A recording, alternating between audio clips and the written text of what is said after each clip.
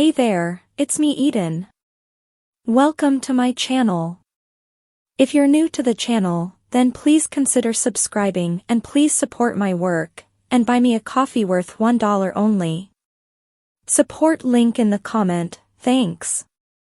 When Mr. Tucker came in, I poured a cup of coffee and brought it to him. He said, "Ah, the lovely crystal delivers the nectar of the gods. Thank you, my dear. You are as invaluable as you are beautiful." When rehearsals started, I once again filled in for missing cast members. Since this was a community theater group, the actors were not paid. Most had full-time jobs and did their best to work their schedules around the theater group's requirements. During the full dress rehearsals next week, we would work during the evenings because that would enable all cast members to attend. During lunch break, I went out with the girls without even thinking about it. They had accepted me as a member of the group, and I felt very comfortable with them. My lunch again was simply soup and tea. The corset kept my appetite very limited. During the afternoon, I stopped in to see Barbara. Barbara said, "Crystal, honey, I heard back from one of the distributors to whom I placed a call looking for information about the breast forms manufacturer. They told me that Belle Gel closes each year during the week in which July 4th falls, for a 2-week vacation. They will be closed until July 19th. Since today is only July 7th, you will have to remain that way for another 12 days. Instead of being shattered as she expected, I accepted the news calmly and without any wild outbursts. The entire company has been so wonderful in accepting me like this that I can wait, Barbara.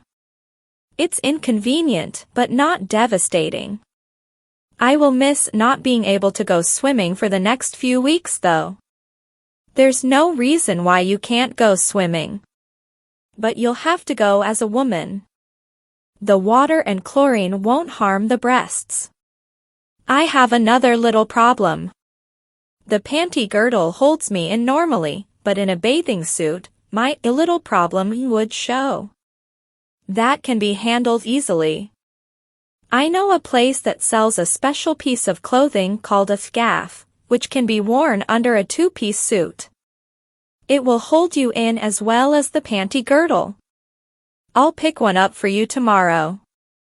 They're inexpensive and the theater will pay for it since you're doing this to protect our investment in the breast forms. Barbara, do you have any other padded girdles so that I don't have to wear the same one every day? And maybe another corset, so that I can alternate them also until this is resolved? Of course, dear.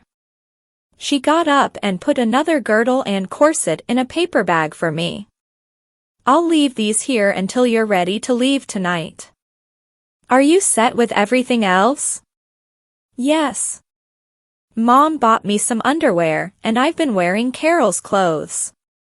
Some of them are a little tight, but I've been getting by. Judging by the looks of the men that we pass when we're going to and from lunch, they think that your clothes are just fine. I thanked her for the things and went back to work. At 5 o'clock, the company started to leave while I stayed behind to get things organized for tomorrow. Most of the company had gone by the time that I was finished. I went to the ladies' room before leaving and ran into Debbie just coming out. She turned and followed me back in and pressed me against the wall. Before I had a chance to say anything, her mouth was pressed against mine. I felt her hands roaming all over my body as she held me in a lip lock. As we kissed, her tongue invaded my mouth and searched out the interior of my mouth. I surrendered to her passion until once again voices in the hall stopped us. We quickly composed ourselves, but nobody came in. Still, the moment was dampened by the potential of being discovered. She asked me if I wanted a ride home and I said yes. I picked up the things that Barbara had lent me and met Debbie at the exit door. Together we walked to her Toyota in the parking lot behind the theater. She drove straight to my house and parked in front, then she leaned over and kissed me on the mouth before I got out. We said our goodbyes and I walked to the door of my house. Debbie waited until I opened the door before she drove away. When I entered the house I could smell the dinner cooking. I hadn't realized how hungry I was until then. I put my purse and package in my bedroom and went to the kitchen. Carol, Mom, and Aunt Jessica were talking as they sat at the table. I said hello and received 3 hellos in return. I took a seat and joined the conversation. When the casserole was almost ready, we set the table and made the side dishes. Mom is a wonderful cook and I really enjoyed her casseroles. Tonight's was mashed potato with small ham chunks. I wished that I could eat more, but I filled up quickly. After dinner, Carol and I cleaned the kitchen as Mom made a pot of tea. Knowing in advance that the tea would taste a little bitter, I had automatically added extra sugar. We talked for another hour until Mom and Aunt Jessica went to the living room to watch a TV special that was coming on. Carol and I didn't have any interest in it, so we went upstairs. We were talking as we arrived at her bedroom door, so I followed her in and we continued talking in her bedroom. I spent the next several hours in her room. We talked about clothes, jewelry, and hair. We spent an hour in front of the mirror, playing with ours. Lastly, we talked about boys.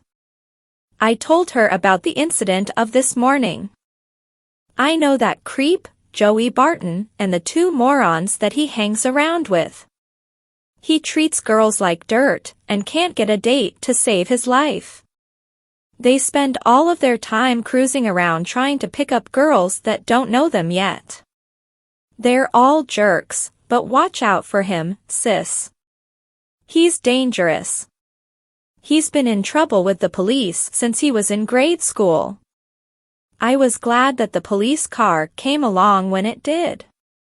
I couldn't have outrun him and I thought that he was going to hit me. If he comes around again, just do the same thing that you did. Ignore him.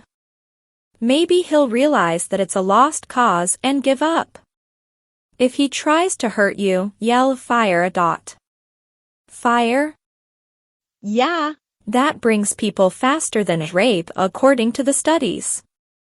We laughed and joked about that, and continued talking about other things until it was quite late. Carol came into my bedroom so that she could help me undress. As usual, she released the corset about an inch, giving me sufficient room to breathe more easily. I showed her the other corset and girdle that Barbara had loaned me. Now I would be able to alternate them so that I could clean them and let them dry between uses. Before Carol went back to her bedroom, I hugged her and told her how much I appreciated all of the help that she had given me over the past 5 days. She hugged me back and said how wonderful it was to have a sister. She said, "I'm so happy that you're here. It's been wonderful having somebody to share things with. I'm glad that you had that little accident at the theater. It has created a whole new life for you, and for Mom and I. 3 women can do so much more together than 2 women and a boy. I love you, Crystal. And I love you, Carol." We hugged again and she left to return to her bedroom. I finished undressing and removed my makeup. I put on my sleep set and washed my things. When I was finally ready for bed, I was too keyed up to fall asleep right away. I lay in the darkness and thought about the day and my situation. I would have to be this way for another couple of weeks, until Bell Gel opened again. That left more than enough time to run into Joey Barton. On the positive side, there was Debbie. She liked me like this. She hadn't paid any attention to me when I was Carrie. But as Crystal, she can't keep her hands off of me.